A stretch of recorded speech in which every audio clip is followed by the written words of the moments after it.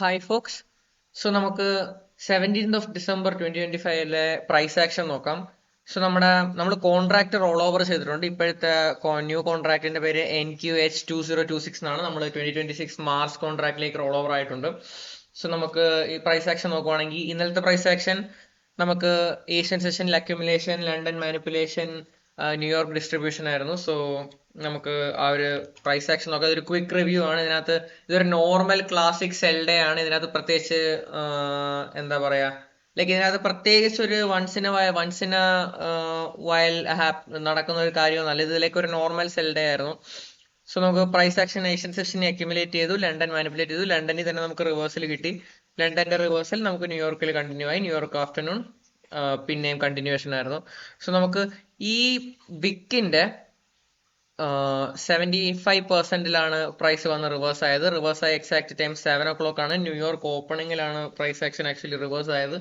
New York market open അല്ല, നമ്മുടെ overnight ട്രേഡിംഗിന്റെ ന്യൂയോർക്ക് ഓപ്പണിംഗ് അവർ 7 o'clockലാണ് നമുക്ക് മാർക്കറ്റ് റിവേഴ്സ് ആയത്.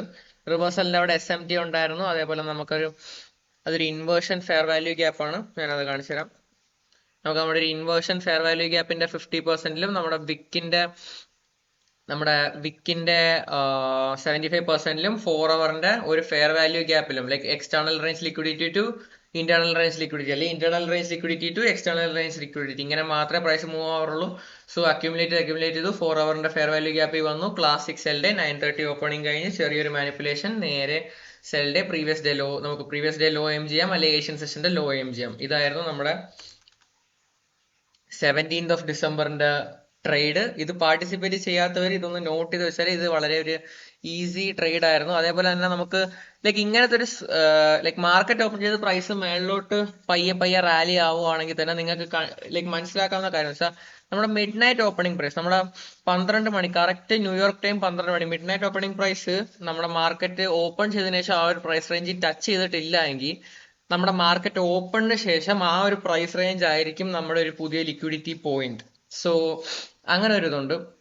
അപ്പോൾ മിഡ് നൈറ്റ് ഓപ്പണിംഗ് പ്രൈസ് വളരെ വേണ്ടപ്പെട്ട ഒരു ഓപ്പണിംഗ് പ്രൈസ് ആണ് മിഡ് നൈറ്റ് ഓപ്പണിംഗ് പ്രൈസ്. അതേപോലെ 9:30 ഓപ്പണിംഗ്, അതേപോലെ 8:30 ഓപ്പണിംഗ് നമുക്ക് വളരെ വേണ്ടപ്പെട്ട ഒരു പ്രൈസ് ലെവലാണ്. സോ നമുക്ക് ലോവർ ചാർട്ട്സിലേക്ക് പോയി കഴിഞ്ഞാൽ ഇതാണ് നമ്മൾ ഈ വൈറ്റ് ബോക്സ് വരച്ച് വെച്ചേക്കുന്നത് നമ്മുടെ 4 hourന്റെ ഫെയർ വാല്യൂ ഗ്യാപ്പാണ്. ആക്ച്വലി ഇതൊരു പഴയ ഇൻവേർഷൻ ഫെയർ വാല്യൂ ഗ്യാപ്പാണ്. ഇതിനോട് സെയിം ആയിട്ട് അലൈനായിട്ട് ഒരു വിക്കും വന്നിട്ടുണ്ട്. ആ വിക്കിന്റെ 75 പ്രൈസ് പോയി. അതേപോലെ 4 hourന്റെ fair value sell side imbalance, buy side inefficiency ഉണ്ടായിരുന്നു. സോ അവിടെയാണ് പ്രൈസ് ഡെലിവർ ആയത്. അവിടുന്ന് സ്മാർട്ട് മണി റിവേഴ്സൽ നടന്നു. നമുക്ക് 2022 മോഡൽ എൻട്രി കിട്ടി.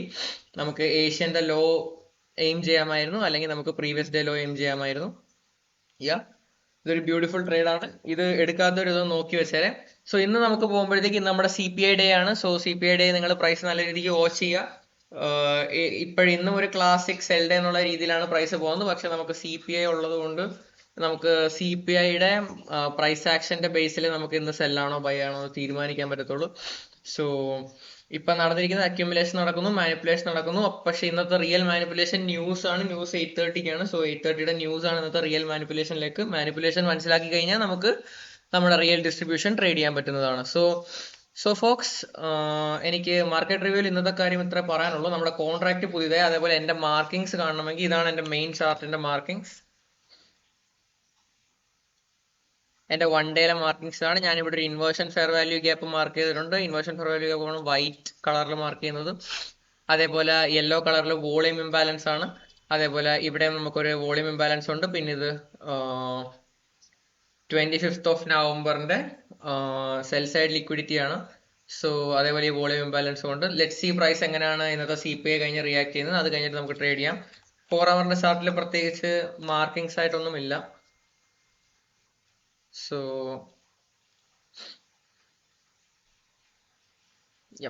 സോ വേറെ മാർക്കിങ്സ് ആയിട്ടൊന്നുമില്ല. സോ എന്റെ മെയിൻ ചാർട്ടിന്റെ മാർക്കിങ്സ് അതാണ്. ഞാൻ ട്രേഡ് എടുക്കുന്ന രീതിസും ഞാൻ ട്രേഡ് എടുക്കുന്ന ഏതൊക്കെ ടൈം ഫ്രെയിമിലാണെന്നും എങ്ങനെയാണ് അനലൈസ് ചെയ്യേണ്ടതെന്നും ഒക്കെ വീഡിയോസ് ഞാൻ ഇട്ടിട്ടുണ്ട്. ഇനിയും വീഡിയോസ് വരും അതിൻ്റെയൊക്കെ. So stay tuned. എനിക്ക് ഇന്ന് പറയാനുള്ളത് ഈ ഒരു ഗ്യാപ്പ് സ്റ്റഡി ചെയ്യുക. കാരണം ഈ ഒരു ഗ്യാപ്പ് നമുക്ക് ഫ്രൈഡേ ഉണ്ടായൊരു ഗ്യാപ്പാണ്. തേഴ്സ്ഡേ ഉള്ളൊരു ബുള്ളിഷ് റാലിയിൽ ഫ്രൈഡേ ഉണ്ടായൊരു ഗ്യാപ്പാണ്. ഫ്രൈഡേ ഭയങ്കര ലോവർ ആയിട്ടാണ് ഓപ്പൺ ചെയ്ത്. അതിനുശേഷം മാർക്കറ്റ് ക്രാഷ് ആയിക്കൊണ്ടിരിക്കുവായിരുന്നു. സോ ഇതൊരു ഇതൊരു ഗ്യാപ്പാണ്. ഈ ഒരു ഗ്യാപ്പ് സ്റ്റഡി ചെയ്യുക. ഈ ഒരു ഗ്യാപ്പിലേക്ക് എപ്പോഴാണ് പ്രൈസ് എത്തുന്നത് നോക്കുക. ആ എത്തുന്ന എക്സാക്ട് ടൈം, ഏത് സെഷനാന്ന് നോക്കുക, ഏത് ഡേറ്റ് ആണെന്ന് നോക്കുക. ആ ഡേറ്റ് എല്ലാം കൂടെ ആഡ് ആകുമ്പോഴത്തേക്ക് ഏത് നമ്പർ വരുന്നത് നോക്കുക. ഇതൊരു ക്ലൂ ആണ്, ഇതൊരു ഹിന്റ് ആണ്. നിങ്ങൾക്ക് അത് വെച്ചിട്ട് എന്തെങ്കിലും ക്രിയേറ്റ് ചെയ്യാൻ പറ്റുമോ നോക്ക്. നമുക്കത് ഫ്യൂച്ചർ വീഡിയോസിൽ അത് ഡെലിവർ ചെയ്യാവുന്നതാണ്. So until then, trade safe, by.